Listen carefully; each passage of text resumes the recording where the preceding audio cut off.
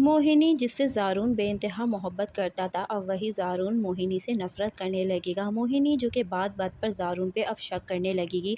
वही ज़ारून जो उस पर जान छिड़का करता था, उस पर पैसों की बारिशें करता था, अब वही ज़ारून उसको खटकने लगेगा। ज़ारून जो कि मोहिनी को बहुत कोशिश करेगा समझाने की कि उसका रोमा से कोई ताल्लुक़ नहीं है, लेकिन मोहिनी जो कि अपनी सेल्फिशनेस की वजह से बार-बार ज़ारून के किरदार पर उँगली उठाएगी, ज़ारून पर शक करने लगेगी। वही ज़ारून जिसने सबके खिलाफ जाकर मोहिनी जैसी लड़की को अपनाया, जबकि उसके आगे एक एलीट क्लास की मॉडर्न लड़की खड़ी थी। ज़ारून के हालात काफ़ी ज़्यादा ख़राब हो जाएंगे। यही बात मोहिनी को खटकेगी और मोहिनी ज़ारून से बात-बात पर लड़ना शुरू कर देगी।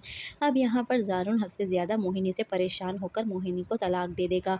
मोहिनी जो कि पैसों की लालची थी, लेकिन वो ये नहीं जानती थी कि सच्चा मोहब्बत करने वाला ज़ारून उसने खो दिया। ज़ारून जो कि मोहिनी को छोड़ देगा, लेकिन रोमा से शादी नहीं करना चाहेगा, लेकिन उसकी फैमिली के बहुत ज़्यादा प्रेशर की वजह से रोमा और ज़ारून की शादी हो जाएगी।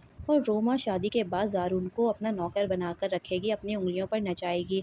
ज़ारून बेचारा जिसकी ज़िंदगी में सिर्फ़ और सिर्फ परेशानी है, एक तरफ उसकी मोहब्बत खो जाती है, दूसरी तरफ ज़बरदस्ती उसके घर वाले उसकी शादी रोमा से करवा देंगे। दूसरी तरफ मोहिनी का अंजाम तो बहुत बुरा होते नज़र आ रहा है, लेकिन मोहिनी की शैतानी दिमाग में शैतानी आइडियाज़ तो हमेशा से आते ही हैं। वो अब साशा के शौहर को फंसाने की कोशिश करेगी। वो साशा के शौहर के पीछे पड़ जाएगी और ऐसा ज़ाहिर करेगी कि ज़ारून ने उस पर ज़्यादती की है और वो रोमा की शादी कभी भी उससे ना करवाएं। वो अपने आप को मज़लूम साबित करेगी और ज़ारून को बहुत ही बुरा आदमी। साशा का शौहर जो कि मोहिनी की मीठी मीठी बातों में आ जाएगा, उसके चेहरे के पीछे की सच्चाई तो वो जानता ही नहीं है, उसको मासूम चेहरा, अब वो उस पर फिदा हो जाएगा। मोहिनी जो कि अब साशा के शौहर को फंसाने की कोशिश करेगी और वो यही चाहेगी कि साशा को किसी तरह से वो छोड़ दे, क्योंकि मोहिनी ने कभी किसी से मोहब्बत की ही नहीं है। वो तो पैसों की लालची है, जिसके पास पैसा ज़्यादा हुआ मोहिनी उसी की है। खैर यहाँ पर मोहिनी का अंजाम तो बुरा होगा ही, दूसरी तरफ नीलम का अंजाम भी कुछ अच्छा होते नज़र नहीं आ रहा। मिर्ज़ा साहब जो कि आँख में पट्टी बांधकर अपनी बीवी नीलम पर भरोसा कर रहे थे, लेकिन नीलम का भाई जो कि मिर्ज़ा को पैसों में काफ़ी ज़्यादा नुकसान पहुँचा देता है। मिर्ज़ा को अब नीलम और उसके घर वालों पर काफ़ी ज़्यादा शक होने लगेगा कि ये लोग सब मिले हुए हैं। वो अपने लॉकअप का पासवर्ड तो चेंज कर ही चुका है, लेकिन वो नीलम पर नज़र भी रखेगा।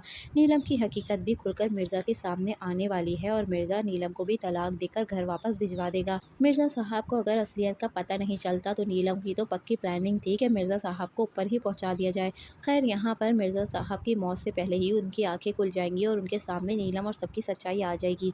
दोस्तों, आपको क्या लगता है कि आगे की स्टोरी कुछ इसी तरह से होगी? आपने हमें कमेंट सेक्शन में ज़रूर बताना है। दोस्तों, अगर आपको मेरा रिव्यू और मेरा खुद का दिया हुआ प्रेडिक्शन पसंद आया है तो मेरी वीडियो को लाइक करके चैनल को ज़रूर सब्सक्राइब कर लीजिए।